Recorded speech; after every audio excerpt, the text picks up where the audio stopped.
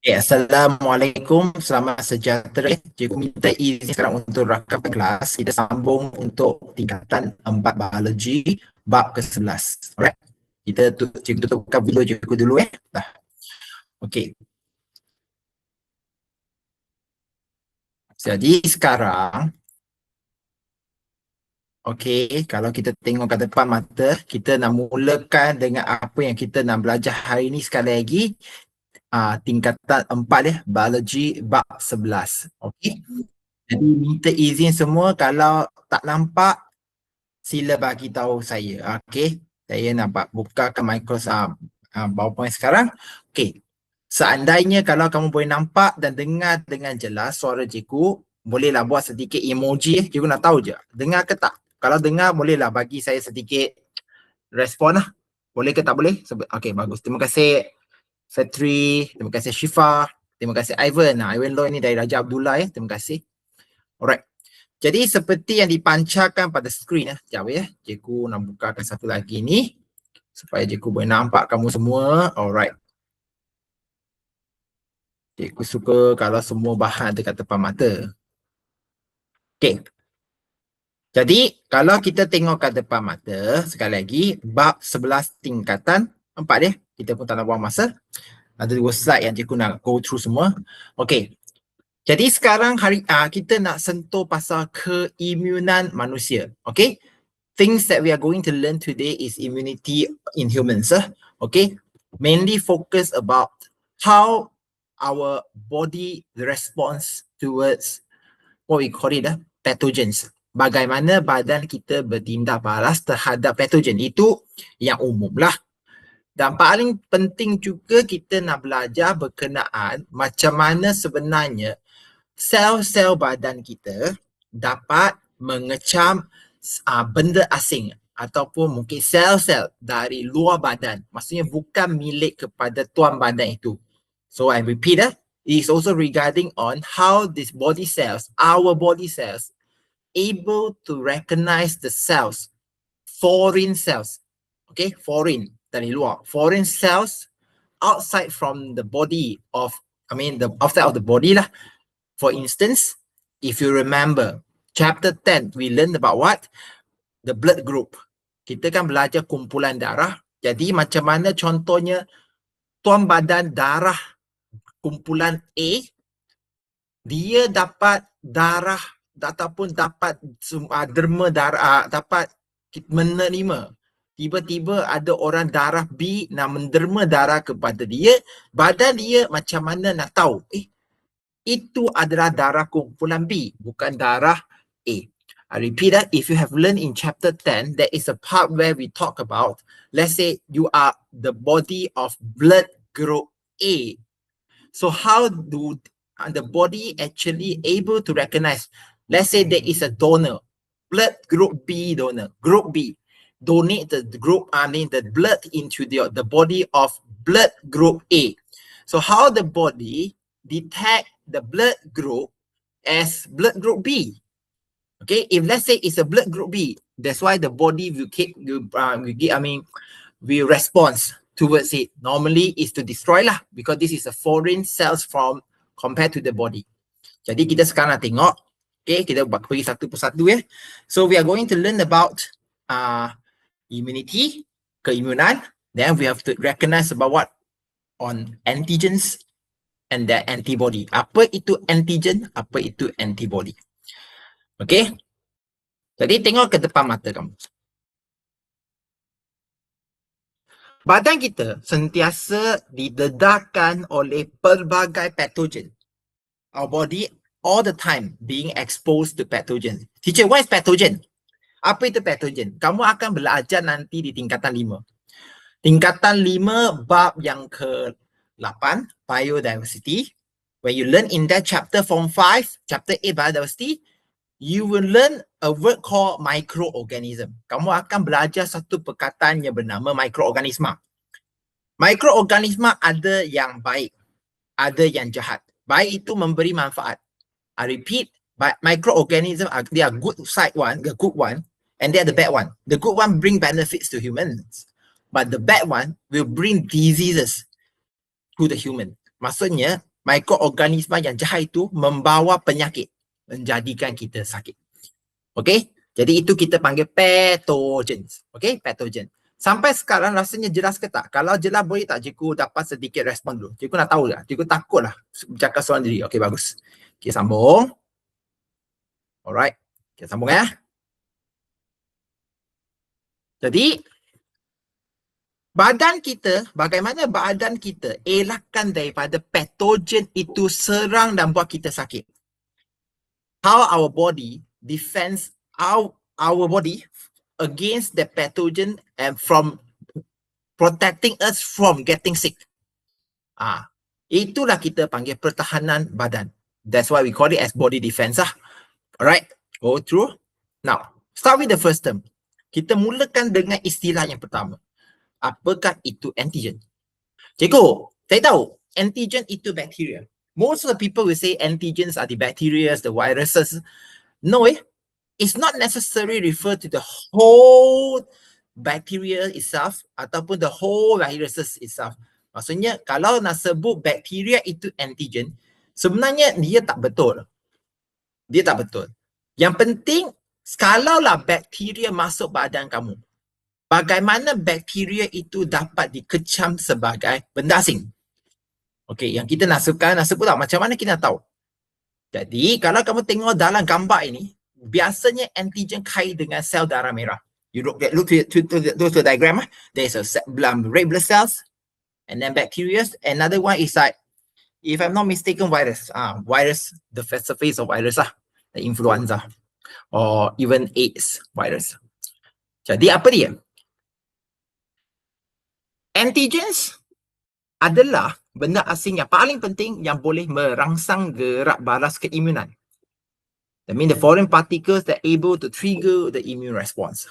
Tengok dalam skrin ataupun sesiapa yang ada buku teks, kamu boleh rujuk kepada buku teks. At least now refer to the textbook page 200 Page 200. Muka surat 200 ya. Jadi apa dia sebenarnya antigen? Bukan bakteria. Jadi apa dia? Sabar. Apa itu pathogen? Dia ulang ya. Oh, itu protein lah. Dia bukan virus, dia guna protein toksin. Okey. Kalau kamu tengok dalam gambar aja antigen ni, saya ingat nak bawa ke belakang tau. Ini gambar dia. Nanti kita tengok. Manakala pathogen pula ialah mikroorganisma yang menyebabkan penyakit. Antara seperti bakteria dan virus. Okay? Pathogens refers to those bad microorganisms that bring a diseases, such as the bacteria and viruses. Okay? Even including some protozoa. Cikgu, apa itu protozoa? Sabar. Okay? Sekarang antibody pula. Antibody ialah protein. Secara umum dia sejenis protein yang dihasilkan oleh limfosit.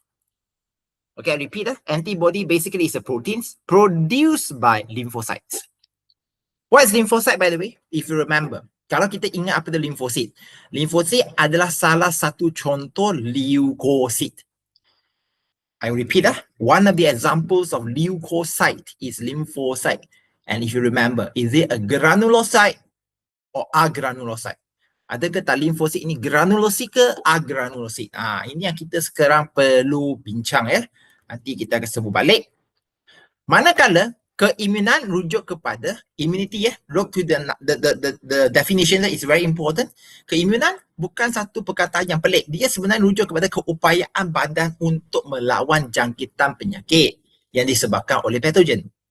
Immunity refer to what? The abilities of the body to resist and fight the infections caused by the pathogens. Keimunan. Ya, jadi cikgu nak gunakan pertahanan badan ke keimunan? Ikutlah kamu. Okay? Kalaulah keimunan tak faham, pertahanan badan. Okay? Let's say you are trying to ask about body defense or immunity. So it depends on you lah. For me, those two terms they are sharing the same meanings here. Jadi sekarang kita nak tengok. Okay. Macam mana pertahanan badan manusia itu macam mana dia panggil apa ya? Dia boleh berfungsi. How actually what we call it, the body defense in the human's body works. There are actually 3 lines. Ada 3 barisan. Bermula dengan barisan pertahanan pertama, kedua, lepas itu ada ketiga ya. Okay, look to the screen and now you get it first. Yang pertama itu ada physical dan kimia. The first got physical and chemical.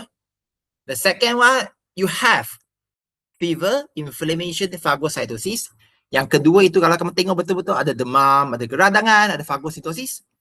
Manakala ketiga yang paling best, yang kalau boleh sempat kita sentuh antibody. There's an antibody in the third line defense that we need to know. Meaning what? If let's say a pathogen want to invade the body, kalau ada pathogen yang nak menyerangkan badan manusia ni, jadi dia perlu melepaskan daripada 3 barisan ini untuk berjaya hidup dalam badan perumah, iaitu the host lah. I repeat, for a bacteria or let's say the pathogens able to infect the body successfully, berjaya, dia it must go through the 3 lines body defense of the body. Okay, kalau dia berjaya pergi 3, maksudnya dia akan jangkit lah. Badan itu memang serius. Orang badan itu maka menjadi tempat pembiakan bakteria. Tapi kita jarang dengar ada orang macam tu kan. Kecuali dia jatuh sakit je. Biasanya manusia memang jarang sakit, melainkan kalau dia punya badan, pertahanan badan dia lemah. Jadi kita bermula dengan yang pertama. Sabar kita nak kaitkan dengan antigen depan ni. Antigen tu apa? Bermula dengan yang pertama. Kalau kamu tengok first line and third line defense. Tengok depan Maka kamu akan nampak barisan kedua. Barisan pertahanan 2 dia mula sebut antigen, mula je. Manakala third line itu memang perlukan antigen. Nanti kita akan tengok. Bukan antibody. Memang akan menghasilkan antibody. I repeat produce antibody, third line. But how does it produce antibody? It must recognize the antigen. Specific. Maksudnya perlu ada antigen yang khusus. Baru boleh menghasilkan antibody yang khusus. First line ataupun pertahanan pertama dan kedua, dia tanpa memerlukan sebenarnya, tanpa memerlukan satu antigen yang khusus, janji apa-apa benda asing masuk saja dia boleh serang. Janji je. You can prevent entry of pathogens into the body mainly from the first line.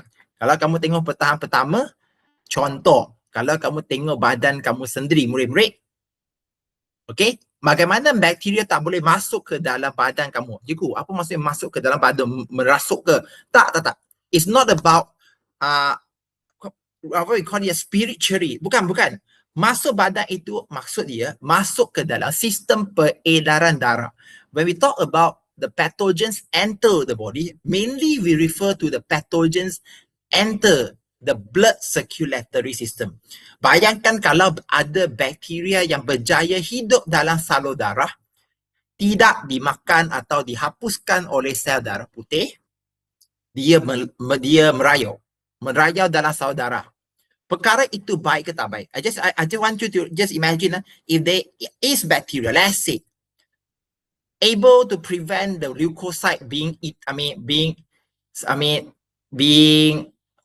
attack the bacteria, and the bacteria able to survive and wandering in your blood circulatory system. Is it good or not good? Can I have some response? Boleh tak cikgu dapat respon? Baik ke tak baik? Boleh ke tak? Tidak kan? Sebab maksudnya dia boleh senang-senang nanti dia akan boleh pergi, contoh cikgu, bakteria bergerak dalam darah, so what? Bayangkan kalau bakteria itu pergi serang ke otak kamu. Just imagine if the bacteria able to evade the leukocyte, somehow survive to the brain. Dia dah sampai ke otak. Kat situlah dia mula membiak. Itulah kita panggil jangkitan kat otak ya. Boleh menyebabkan banyak masalah. Termasuklah orang itu boleh tiba-tiba pengsan. Okey? Lepas tu meninggal dan macam-macam lagi. Okey? Jadi kita pun tengok kat depan mata sekarang. Tak nak buang masa. Jadi, apakah barisan pertahanan pertama kita? Okay, what are the first lines of defense in the body? Okay, kita ada pelindung fizikal dan kimia. We have physical and chemical barriers ya. Yang fizikal itu kalau kamu tengok, contohnya kulit. Okay. Tengok betul-betul. Okey. Dia juga, cikgu, kulit. Ya, kalau tanpa kulit, bakteria itu dari udara ke virus dari udara boleh senang masuk dalam saluran darah. Itu yang buatkan kita sakit. Tapi sebab ada kulit, okey, dia melindung. Dan pada masa yang sama, kulit juga merembeskan sejenis enzim lah. Sebum itu minyak. Okay? I mean, the one that, if you are now after puberty, kalau kita lepas balik ini kan, biasanya muka berminyak-minyak. Itu sebum. Minyak itu sebum. Tapi dalam sebum itu ada satu enzim yang kita nama lysozyme. Lysozyme lah. Okay? The lysozyme will work to destroy anything that come into contact to the skin. Ataupun kita kata patogen lah. Kalau patogen sampai pada kulit, kenapa bakteria ke kulit itu mati? Ada lysozyme. Ada lysozyme lah. Okay, I repeat that. If let's say there are pathogens that stick on your skin, then how is it being destroyed by the enzyme? Lysozyme namely. Manakala, kalaulah bakteria itu masuk ke dalam hidung. Kenapa masuk hidung, cikgu? Sebab kita bernafas. Let's talk about with breathe. Breathe in. Inhale. Okay? Jadi macam mana bakteria itu dapat dihalang daripada masuk ke dalam saluran darah atau masuk ke dalam peparu lah. Kalau jangkitan peparu itu kita kan biasa dengar pneumonia. If you remember, you heard about pneumonia. Pneumonia maksudnya ada jangkitan yang berlaku menyebabkan khususnya peparu itu mula berair. Pneumonia. Jadi dia berair, susah nak bernafas. Jadi macam mana dia nak elakkan jangkitan itu? Biasanya sebab ada mucus lah. Membrane mucus. Okay, dalam mucus itu ada lysozyme juga. The lysozyme, if you notice, it lines the respiratory tracts, the digestive tract, even the urinary tracts. Kalau kamu tengok betul-betul, lysozyme ini ada di mana-mana, termasuklah salur respirasi, salur pencernaan, salur urinary. Jadi mucus itu tidak rujuk pada hidung saja. Tidak rujuk pada hidung. Okay? Di sepanjang sistem pencernaan pun ada lysozyme. Dan paling best kalau kamu tengok yang ketiga dari kiri lah. Air mata dan air liur. The tears and saliva also contains lysozyme. Lysozyme di air mata. Ya. Kadang-kadang mata kita macam gatal. Jadi, tiada doktor rasanya lah percaya, saya cukup percaya, tiada doktor yang akan kata suruh kamu gunakan tangan, bare hands, use your bare hands, guna tangan untuk gosok mata. Salah tu. Dia biasanya akan suruh kamu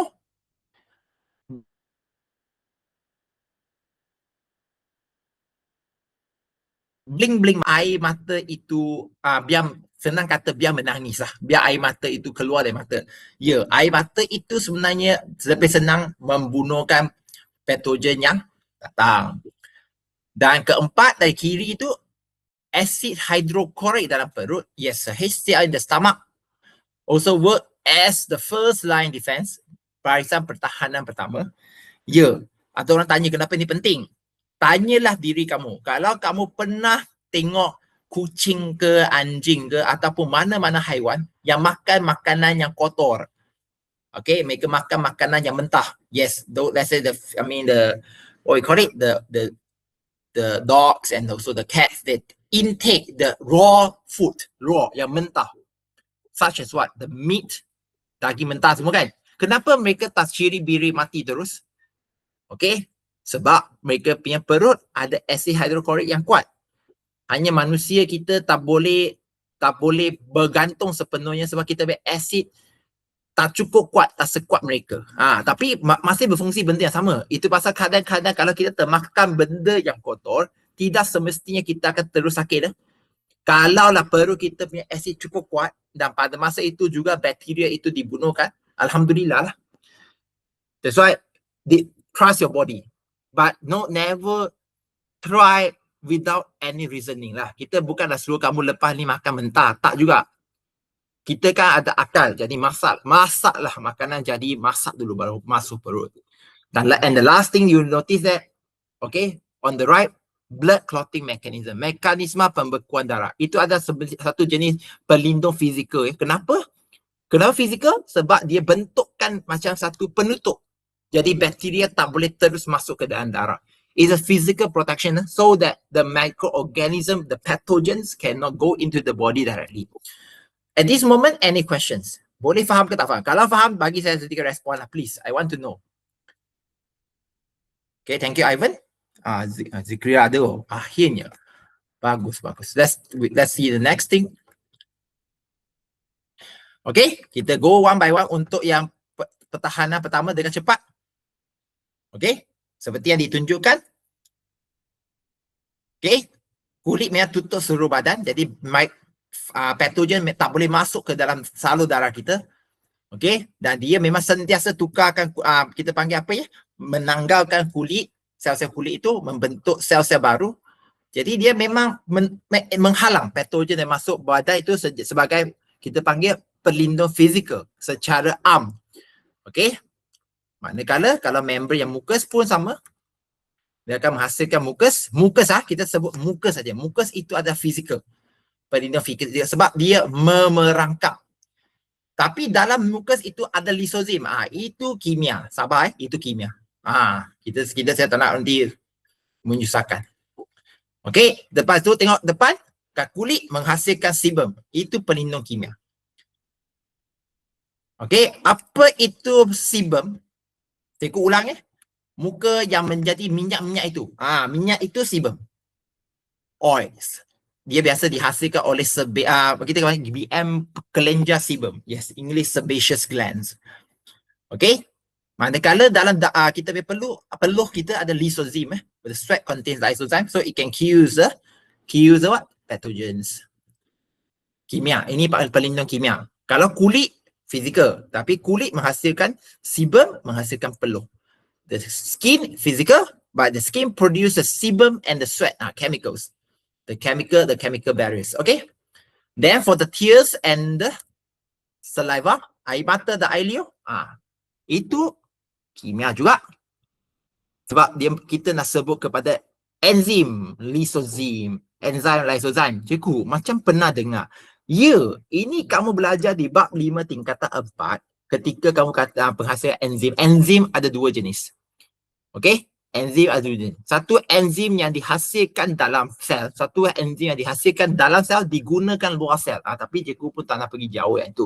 Ketika itu kita ada sentuh pasal lysozyme. Ya, siapa tadi ada juga dengar macam bunyi. Ada okey ke tak? Soalan? Tak ada ya? Kalau tak ada, cikgu sambung tau. Okey, sambung lagi. Apa? Cikgu dengar bunyi tu. Ataupun cikgu salah. Sekejap ya. Oh, ada. Sorry. Aculufti. Okey, right. Murid-murid boleh tolong kalau siapa-siapa ada masuk, cikgu tak sedar itu, minta tolong maklum pada cikgu ya. Okey, kita sambung. Manakala tadi kita kata yang jus gastro, okey. Jus gastro ataupun gastric juice, jus perut dah senang kata, yang ada asid hidroklorik, itu adalah pelindung kimia. Okay, it's a chemical, barrier so. Alright, because it is a chemical that kills the bacteria. Ialah satu bahan kimia, asid hidroklorik, bahan kimia yang membunuh patogen. Okay, itu pasal sekali lagi kalau ikan, kalau macam mana kata ya, kalau kita tengok yang anjing ke kucing, kalau online sekarang kan pada asthma, ASMR tu kan, asthma untuk kucing ke anjing, mereka makan benda mentah. Kenapa mereka tak sakit, tak mati? Sebab ada asid hidroklorik yang bunuh kan bakteria-bakteria kat makanan mentah tu kalau ada. Jadi sekarang kita pergi pada barisan pertahanan yang kedua. Okay. Are you ready? Kalau ready, boleh tak cikgu dapat sedikit respon daripada kamu semua? Thank you, Ivan. Aisha, thank you. Alright, kita sambung. Cikgu, mana antigen itu semua? Sabar. Lepas ni adalah. Yang ketiga tu memang akan sentuh antigen. Saya memang nak sentuh sampai antigen sampai antibody. Itu je. Memang kelas hari ini fokus ke itu. Sekarang kalau kamu tengok pada muka depan kamu, ini semua, the front page especially. Kamu akan belajar barisan pertahanan kedua ya, yang menyentuh pasal fagositosis. Okay, phagocytosis English, then fever, demam dan keradangan, inflammation. Cikgu, apa itu keradangan? Keradangan itu jangkitan ke? Is that the inflammation mean infection? No. Kalau inflammation infection sama, dua perkataan berbeza ni tau. Jadi mesti ada berbeza. Keradangan dan jangkitan. Jadi apa itu keradangan? Murid-murid boleh fikirkan keradangan seperti apa. Kalau murid lepas digigit nyamuk, contohnya. Kita kan ada nyamuk lah, there's mosquito sting. Atau mosquito bite. Sebenarnya bukan bite lah, dia stung kan. Apa yang akan berlaku pada tempat yang digigit nyamuk itu jadi gatal. It become, what we call it itchy. Itchy. And the place become reddish and a little bit swelling. Ada sedikit merah dan juga sedikit bengkak. Dan kalau kamu rasa tempat itu dirasa macam panas sikit. Panas. You notice that the place being bitten by the mosquito, tempat yang digigit nyamuk itu akan rasa panas sikit. Ya, itulah keradangan. Inflammation. Inflame. Flame. Panas. Cikgu, itu adalah barisan pertanyaan kedua? Ya.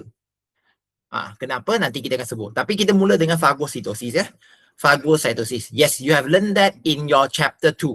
I assume phagocytosis got no problem. Kita perlu buat anggapan, nanti kita akan sebut balik di sekolah. Tapi, apa yang kita perlu hafal hari ini lah, apakah sel darah putih? Which white blood cell or which leukocyte that carry out phagocytosis? Dalam BM, apakah leukosit yang menjalankan fagositosis? Dalam bahasa kasar, makan bakteria. Makan virus yang masuk badan khususnya. Okay? Jadi jawapan dia yang neutrophil dan juga monocyte. Monocyte. Okay? Or English, neutrophil and monocyte. Monocyte dia boleh menjadi besar, menjadi macrophage. Monocyte can become macrophage. The macrophage is the activated leukocyte to carry out what? Phagocytosis. Okay, macrophage itu maksudnya dia adalah monocyte yang menjadi aktif untuk makan patogen. Beza neutrophil dan juga macrophage ini kalau soalan objektif, biasanya dia tanya mana satu granulosit, mana satu agranulosit, itu je. Which one is granulosit? Which one is agranulosit? Dan kalau kamu ingat, agranulosit ada dua. If you remember, agranulosit ada dua kan? Betul ke tak? Iaitu monosit dan limfosit. Kalau kamu ingat. Manakala granulosit ada tiga. Neutrophil, eosinophil dan basophil. If you remember that. Dah lah. Granulosit contains what? Three lah. Neutrophil, eosinophil and basophil. This is in chapter 10, bab 10. Tapi sekarang kita bab 11 ya. Okay, jadi kita pun tengok phagocytosis. Tengok depan. Okay. Jadi, macrophage akan pergi untuk makan bakteria. Mungkin ada murid tanya, cikgu, phagocytosis ini betul ke? Okay, allow me to share with you a video, a very short video. Later you can see it yourself. I try to share it now on the screen. Okay, dia cuba ada. Cikgu tertutup tadi rupanya. Kejap ya. Just a moment. Phagocytosis. Betul ke benda ni?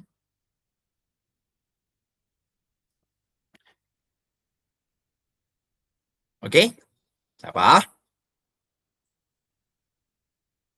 Cikgu nanti akan share. Saya harap semua boleh nampak pada skrin kan? Betul kan? Sekali lagi, kalau kita tengok pada skrin, nanti juga akan share link ini ke dalam grup. Sebab ini pendek je. Saya tengok malam dulu. Tak perlu bunyi pun. Dia kalau nampak. Ini adalah sel darah putih dalam badan. Dia kejar sampai dia buat phagocytosis, makan bakteria yang berada dalam darah kita. Ini berjaya dirakamkan oleh saintis dan mendapatlah. Ada juga tak silap ini dapat Nobel Prize kalau tak silap. If I'm not mistaken, this is one of the video that get recognized by the Nobel Prize award . I don't know which section sorry. So this is it. Jadi kerja kamu bukan menanya, ya ke? Kerja kamu sekarang ialah percaya dan hafal. Bukan komplain, bukan nak kata tak nak belajar. Okay, so phagocytosis go through the process as shown in front here. Kalau kamu tengok, cikgu tak nak ambil masa, cikgu tak nak terang yang ini. Ini kamu kaitkan kepada bab 2. Yang penting kalau kamu nak ingat dengan cepat, okay, if you want to remember it fast, I normally ask the students to remember the acronym. Kalau kita nak cepat jadi apakah yang pertama? Kita panggil kalau English approach. Okay.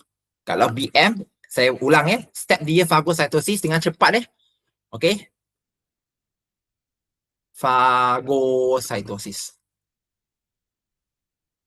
English BM.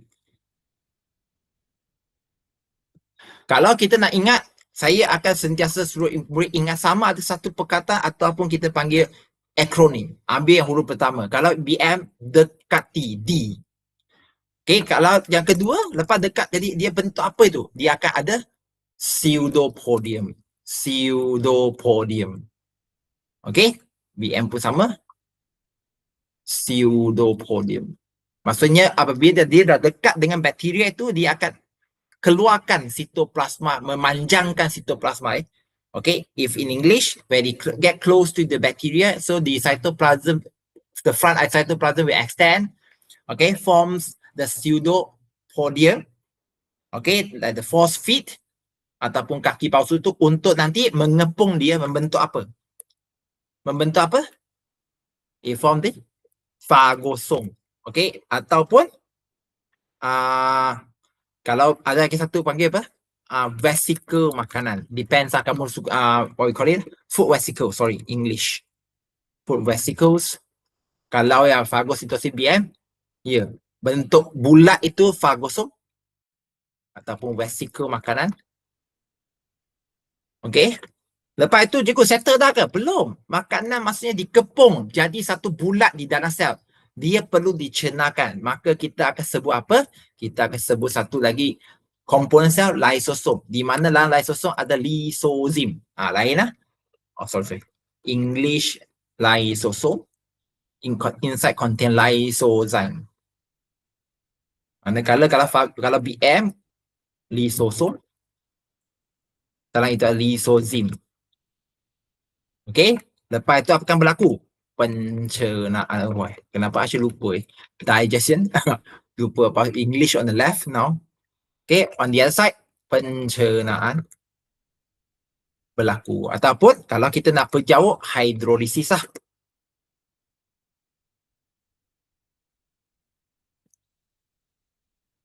Hidrolisis.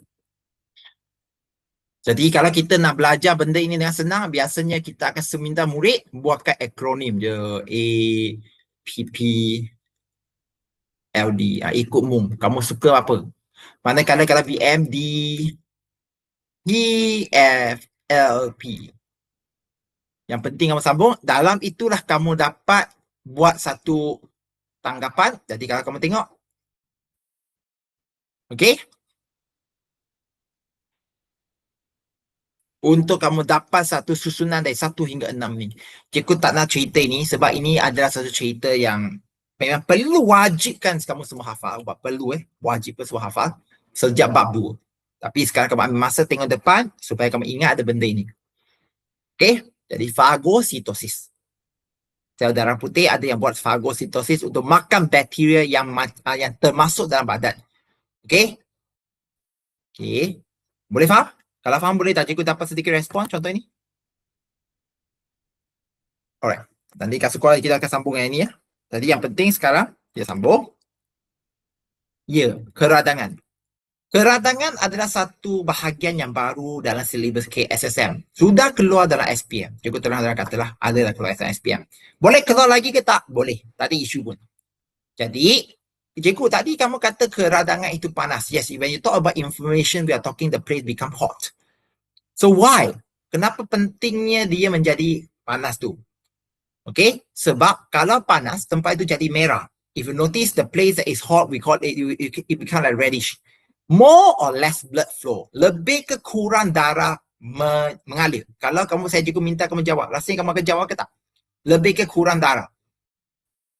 Lebih ke kurang? Lebih ke kurang? Kurang darah mengalir ke ataupun lebih darah mengalir? Tempat yang merah itu. Murid-murid? Ada yang nak jawab ataupun tak ada yang jawab?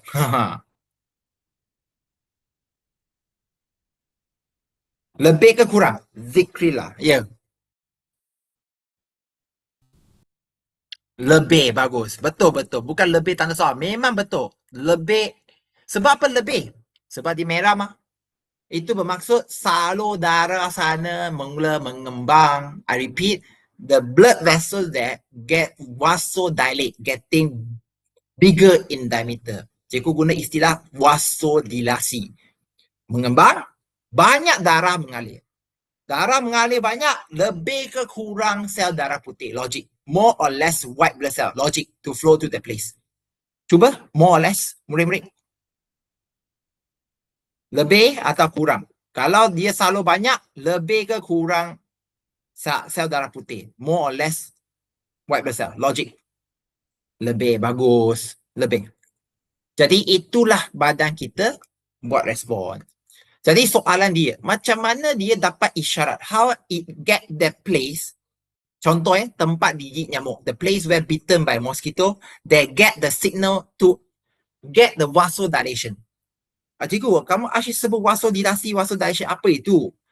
Dia macam ni. Kalau kamu tengok depan mata kamu sekarang, ini salur darah biasa. Cikgu ulang ya. Okey, ini salur darah. Okey, kalau dia berdiameter, sekarang contohnya, cikgu lukis kat sini, diameter dia macam ni kan. Dalam sesuatu situasi, dia boleh jadi besar tau. Dia boleh menjadi besar. Dia akan jadi besar. Okey, dia boleh jadi mengembang. Kalau kamu tengok. Okey, dia boleh jadi mengembang. Inilah kita panggil vasodilasi. Vasodilation, vasodilasi. Pernah belajar sepatutnya di tingkatan 3. English, vasodilation. Kenapa? Sebab dia nak bagi lebih darah untuk mengalir pada tempat itu. Dan dia perlu ada bahan kimia memberi isyarat. Jadi tempat yang digigit itu, sel darah putih yang bernama apa? Basophil ke eosinophil? Jawapan dia basophil. Akan menghasilkan histamin. Kalau kamu ingatlah. Jadi histamin itu akan meningkatkan ketelapan kapilari. The histamine will increase the permeability of the capillaries to phagocyte and clotting factor. Untuk sel-sel fagosit lain dan juga faktor pembeku. Lebih banyak sel darah putih kan. Jadi dia akan datang untuk makan bakteria itu. Dan pada masa yang sama, platelet akan juga membuat kerja dia. Mulalah buat mekanisme pembekuan darah dengan lebih giat.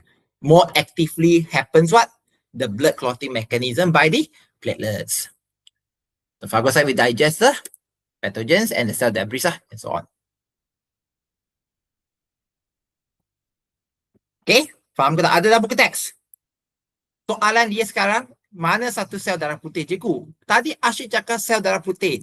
Kalaulah kamu rajin pergi ke bab 10, cikgu tarik kamu perhatian kamu balik. Bab 10, bukan bab 11 Bab 10. Cikgu nak tarik perhatian kamu sekarang semula kepada sel darah. Kamu tak boleh kata tak tahu Masa itu tak hafal, sekali ini perlu hafal dah. Well. Muka surat berapa? 177. Bukan basophil. Cikgu silap cakap eosinophil. Tengok. Okey. Nanti dia tadi kita akan cakap. Silap cikgu cakap membebaskan enzim yang melawan keradangan. Ini yang bahaya ni. Cikgu dah silap cakap tau. Maksud dia, untuk tempat yang digigit nyamuk itu, merah itu, untuk hilang merah itu maksudnya dia hilang gatal itu, eosinophil akan hasilkan sejenis enzim untuk melawan keradangan. Manakala untuk basophil pula, dia adalah untuk heparin yang mencegah pembekuan darah. I repeat If you notice the right, on the page 177, I make a mistake. So sorry for that. Eosinophil is to prevent, what you call it? Inflammation. Basophil is to prevent blood clotting mechanism. Wow, this is bad because I'm recording now. That's why I need to clear the problem now. Prevent. Okay? Jadi, bukan sel darah putih ini tau. Sel darah putih dua-dua ni untuk elak. Cikgu, tadi kamu kata keradangan itu baik. Kenapa nak melawan? Cikgu dah cakap, kalau tempat gatal gigi nyamuk itu, kamu nak dia hilang gatal itu ke tak? Hilang merah-merah itu ke tak? Ya. Eosinofil yang fungsinya untuk hilangkan dia. Khususnya kepada sesiapa yang ada kesan alergik. Maksudnya makan benda-benda tertentu menyebabkan keradangan dalaman. Those who have sensitive towards certain chemicals, and let's say there is allergy occurs, swelling, bengkak, swelling inside the body. So which white blood cells that functions to prevent that or to cure that, what you call it, inflammation, oversensitivity, oversensitive lah. Eosinophil is the answer. Okay, jadi secara kalau kita tengok balik nota yang ada, ya, yang penting dalam nota ini jelas menyatakan apabila ada benda luka ataupun contoh nyamuk gigi itu, sel-sel yang rosak. Ya, bukan sel darah putih. Sel darah putih itu silap. Cikgu memang silap kata. The damaged tissues will release the histamine. Dalam satu soalan, kalau tak silap cikgu, panggil apa ya, peperiksaan trial ada. Dia kata damaged tissue and white blood cell. Ya. Jadi saya juga dah tersilap. Tapi memang fokus dia kepada tisu yang rosak. Jelas ke tak jelas, tisu rosak itu hasil histamin. Histamin itu membantu untuk apa? Untuk keradangan. Maksudnya jadikan salur darah itu mengembang, lebih banyak sel darah putih, lebih banyak tindak balas yang patut untuk menjadikan kita sembuh. Sembuh ini bukan sembuh apa? Daripada dijangkiti. Maksudnya biar bakteria itu dimatikan di tempat yang dia nak masuk itu. Okey? Manakala yang terakhir, barisan pertahanan kedua, the last for the second line defense is called fever. Alright? Fever, cikgu, fever itu bukan sakit ke? Tak. Demam itu bukan sakit. Demam itu simptom saja. Simptom sakit. Maksud dia, badan kamu sekarang ada bakteria masuk. There is pathogens found in the body. Then your body now increase in the temperature. Why? Kenapa badan kita buat kita rasa panas, tak selesa? Sebab ini adalah pertama, mengurangkan kadar pertumbuhan mikroorganisma, reducing the growth of microbes or the pathogens. Ia kalau panas, jadi bakteria ke patogen yang masuk itu tak nak membiak. Okay? Dan juga ada enzim yang akan mula kita panggil apa ya? In English, denatured. Enzim dalam bakteria itu akan asli, denatured, dan dia akan kurang membiak. Dan pada masa yang sama, sebab badan kita panas, lebih banyak darah bergerak, lebih banyak sel darah putih yang pusing. That's why you will notice that the babies, or what we call it, the kids, okay, anak-anak yang kecil ataupun baby kan, senang je dapat demam. Bukan apa, sebab badan dia dijangkiti, adalah patogen masuk badan. Jadi badan itu jadi demam when the pathogens enter the body. So the body, switch on the fever to help to fight the infection, untuk melawan jangkitan tersebut. Jadi cikgu, maksudnya baby demam itu bukan serius lah. Betul. Bukan semua demam baby itu serius. Maksudnya kalau baby itu sebulan demam 7-8 kali, tak mungkinnya 7-8 kali nak hantar dia ke hospital. It's not like that. When it's serious, with the doctor consultation, yes lah. But most of the time, they just need more care from the parents untuk kawal suhu badan. Okay? Maksudnya ibu bapa perlu tengok suhu badan supaya demam itu tak panaskan, rosakkan otak dia. Okay? Jelas ke tak jelas, murid-murid? Kalau jelas, boleh tak cikgu dapat sedikit respon daripada kamu semua? Okay, bagus. Sambung lagi. Okay, dah sampai yang paling penting dah. Yes, finally. Cikgu, you cakap banyak sekarang. Apa itu antigen? Pathogen saya tak faham. Mikroorganisma yang jahat. Yes, we know pathogen is the bad microorganism that make us sick. Okay, fine. Then still, what is antigen? Okay? Look in front here, kalau kamu tengok betul-betul. Kalau kamu ingat yang mula-mula tadi, antigens adalah benda asing yang masuk badan I repeat, it's a foreign particles, not necessarily bacteria, foreign particles that enter the body. Teacher, why they use particles? Kenapa mereka kata benda asing? Tak nak guna bacteria. Ingat, cikgu dah cakap, kalau kamu darah B atau darah A pun tak apa, darah A. Macam mana you punya badan, your body knows that the donations of blood, let's say somebody donates the blood is B group. Darah itu ialah kumpulan B. Macam mana sel darah putih kamu, especially the lymphocyte here, lymphocyte, tahu itu adalah darah, bukan darah dari badan tuan. Sebab tuan itu darah badan dia A. Yang dapat sekarang ialah darah kumpulan B. Jadi macam mana dia nak cam? Rupa-rupanya setiap permukaan sel, most of the surface, the plasma membrane of the cells, they have specific shape. Dia ada bentuk yang khusus untuk dikecam. Okay?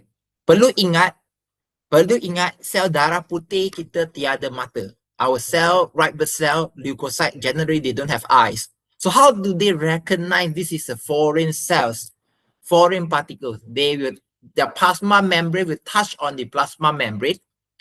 I repeat, their plasma membrane, the white blood cell leukocyte plasma membrane will touch on the foreign particles plasma membrane. Ulang aja, Sel darah putih punya membrane plasma akan sentuh pada membrane plasma sel-sel luar itu. Sentuh, bentuk luar ini lain. Antigen dia tak sama dengan antigen tuan badan saya.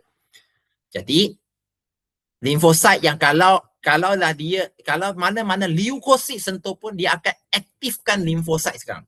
Dia akan activate the lymphocyte, especially lymphocyte B, the B lymphocytes, to carry out the immune response, untuk menghasilkan gerak balas keimunan. Dengan senang kata, tengok skrin depan. Mula-mula, saya ulang ini situasi paling penting sekarang. Kalau kamu kumpulan darah B, if your body is blood group A, sekarang ada orang demakan darah blood group B ataupun kumpulan darah B. Somebody is a blood group B, donates the blood into your body. Jadi blood group B itu, kumpulan darah B itu ada antigen B. Jadi antigen B, badan kamu cap antigen A, tiba-tiba antigen B dari luar, maka B lymphocyte akan diaktifkan.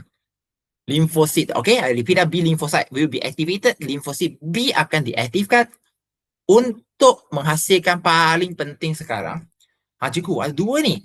Paling penting, straight to the point, menghasilkan antibody. Okay, menghasilkan antibody. Jadi antibody itu buat apa? Dengan cepat Cikgu ulang dengan cepat. Okey. Takut masa tak cukup ni. Okay, tarik perhatian kamu sekarang. Apakah fungsi antibody? Okay. What's the functions of the actions of antibodies? What they can do? Tengok pada skrin depan sekarang. Cikgu nak tarik perhatian kamu untuk pengaglutinan dulu. Okay, yang lain tak boleh tengok nanti sendiri, nota dah bagi. But I want your focus is on agglutination. Okay, tarik pada kamu ke pengaglutinan, tengok. Ya, ini yang berlaku untuk sel yang khususnya sel darah merah, the red blood cells. Let's say I told you I'm blood group A. When the blood group B enters my body, it will be agglutinated. Maksud dia kalau saya darah A, darah B masuk badan, jadi sel darah merah B itu akan diagglutinasikan, digumpalkan. Okey. Tengok. Jadi apabila dia masuk antigen itu akan diikat. Tengok betul, digumpal oleh antibody itu. Clump, macam diikat. Jadi murid-murid, apa ini? Bukankah antibody itu menghapuskan patogen? Maksudnya dia hapuskan. Tidak, dia ikatkan. Kenapa nak ikatkan? Okey, dengar baik-baik. Sekarang dalam 2 minit ini, pasang telinga kamu. Pasang telinga, open your ears. Please listen. Kalau dalam satu jalan besar, at the highway, let's say there are 10 criminals, ada 10 penjenayah, dah kira pencuri ke perompak, 10 orang. Naik 10 kereta, they are in 10 cars. Now they are moving on the road. Dalam di atas jalan 10 orang penjenayah itu dengan bergerak. Mereka boleh pusing kiri, pusing kanan, pergi ke kereta kecil, kan? Betul. Badan kita, sel darah putih itu ibarat, contohnya, ibarat dah, sel darah putih, generally, the white blood cells like policemen. Mereka macam polis. Susah ke untuk polis tangkap satu dan satu? Betul ke tidak betul? Kita sembang Kamu boleh buka mic, kamu cakap dengan saya. Betul ke tidak? Pasang telinga tau? Ya, susah. Setuju ah? Semua setuju? Saya setuju, bagi saya satu like. Malas nak tulis kan, tak apa. Bagi saya satu like. Ya, thank you. Okay. Jadi apa cara yang saya boleh buat supaya saya senang nak tangkap 10 penjenayah? Jawapan dia satu saja. Kalau ada satu polis, dia pegang satu senjata, polis itu nama dia lymphocyte. The police now, there is a special unit of that police, that's it. The name of the police is called lymphocyte. B lymphocyte, specific. It can, when it is activate, dia sekarang telah diberikan arahan. Jadi dia dah activate sekarang. Dia akan keluarkan sejenis alat, ikatkan 10 kereta penjenayah itu sekali. So it will come up with a chemicals, bind all the 10 cars together. The 10 cars with 10 criminals in it, of course. Jadi tangkap. Kita tangkap. Senang ke tak senang untuk polis yang lain tangkap 10 penjenayah itu sekarang? Yes or no? Sekarang dia dah diikat tau. Lebih senang ke lebih susah? Senang ke susah? Ya. Senang. Ya. Jadi, situasi sama. Lepas dia dah digumpal, dia lebih senang lah untuk dimakan oleh fagosit. Melalui fagositosis lah. So now, after the antibody, selepas antibody itu menggumpalkan patogen bersama, dia akan menjadikan patogen sasaran mudah untuk diperkerangkap dan dimusnahkan oleh sel fagosit. Apa nama sel fagosit itu? Neutrophil monocyte. So in English, the antibody which is coagulated or clumped together, the pathogens, now the pathogens clump together, menjadi satu gumpal lah. You make them easier target to be trapped and destroyed by the phagocytes such as neutrophil. Okay. Jelas ya? Kalau jelas, boleh tak cikgu dapat satu love. Saya tak nak apa, saya nak love. Bagus. Okay, bagus. Jadi, itu untuk konsep algoritma. Jadi cikgu, ada antibody yang musnahkan patogen ke? Ada juga. Dengan cepat saya nak kamu tengok pada yang tindak balas antibody. Okay? If you look into the English version, complement fixation, BF senanglah penguraian. Itu pun dia. Maksud dia ada antibody yang mana kalau antigen itu dikesan oleh limfosit, limfosit itu hasil antibody. Ada macam tu juga. Ada antigen masuk, dia dah tahu itu antigen, limfosit dirangsang atau diaktifkan untuk menghasilkan antibody. Antibody itu akan bergabung dengan antigen. The antibody will bind to the antigens. Lepas tu protein itu perforate the cell membrane. Apa tu? Protein itu menguraikan membrane sel, menjadikan sel itu pecah dan terurai. Pun ada. Maksudnya diibarat macam anak panah. Like the arrows that shoot through the cells. Macam satu anak panah itu dia menembuskan sel-sel ataupun sel-sel macam bakteria, virus. Dia menembuskan dia. Jadikan sel bakteria itu pecah. Betul. Jadi SPM pernah tanya tindakan antibody. Bukan semata-mata pengaglutinan. Saya pergi depan semula ini. Dia pernah tanya khas untuk pemendakan, dah tanya. Dan juga kata sia cikgu pengaglutinan pun dah tanya. Jadi yang lain dia boleh kan? Opsonisasi dah tanya. Jadi dia boleh tanya lain ke tak? Nanti kita ke kelas akan sebut. Jadi tak nak buang masa semua. If you are with me now, We have the textbook in hands, that's it. Okay, kalau kamu ada. Dan jawapan pun cikgu dah share dengan kamu tau. Hati-hati semua murid-murid. Saya tarik ke 11 satu dulu. 11.1 lah. I'll show you on the screen now.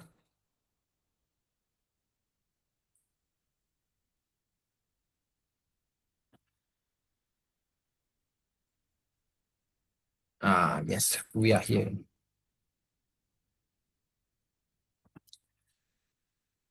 Saya nak tarik perhatian kepada soalan 3. Bagaimana sel fagosit memusnahkan patogen. Okay. English. If you go to the again where is it? The formative practice. Yeah, here we are. So how does the phagocyte destroy the pathogen? Siapa nak jawab?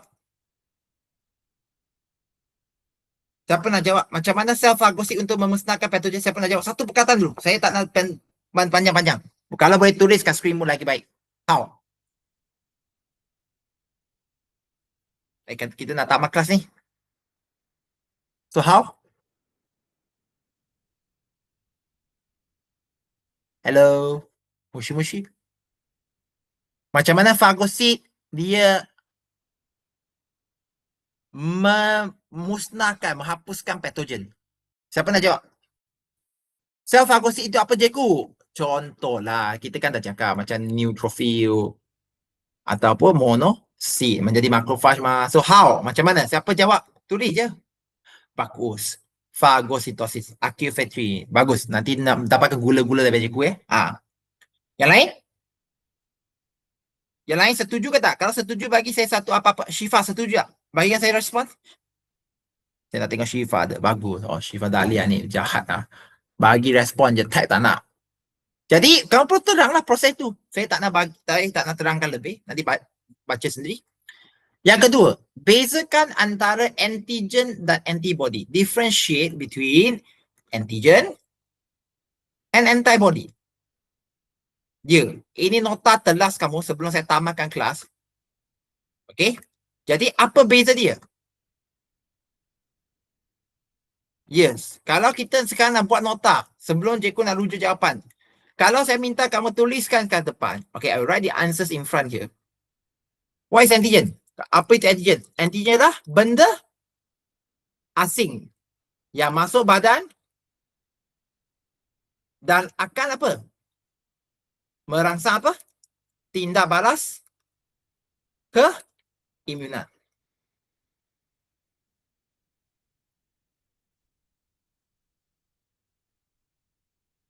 Kamu tak boleh tulis bakteria. In English, antigen is what? Antigen is the, or are the foreign particles that enters the body, which stimulate the immunity response.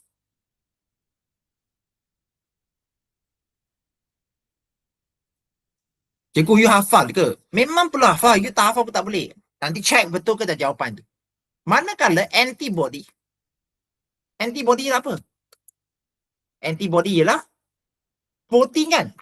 Yang dihasilkan oleh apa? Yang dihasilkan oleh limfosit. Secara amlah, B limfosit lebih khusus, oleh limfosit B. Okey? Ketika dia apa? Dirangsangkan oleh apa? Kehadiran antigen. I repeat, so antibody are the proteins or is the protein made by atau produced by B lymphocyte, which when the body or when it is stimulated by the entry of antigen.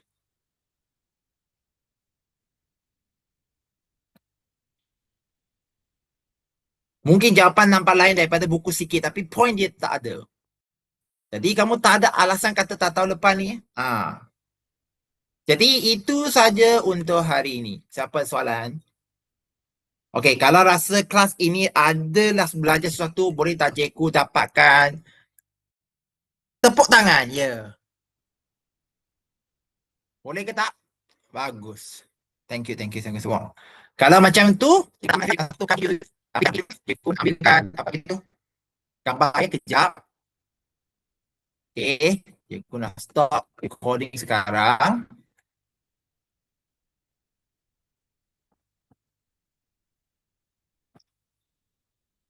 Alright. Okey, jom. Siapa yang nak masuk dalam gambar?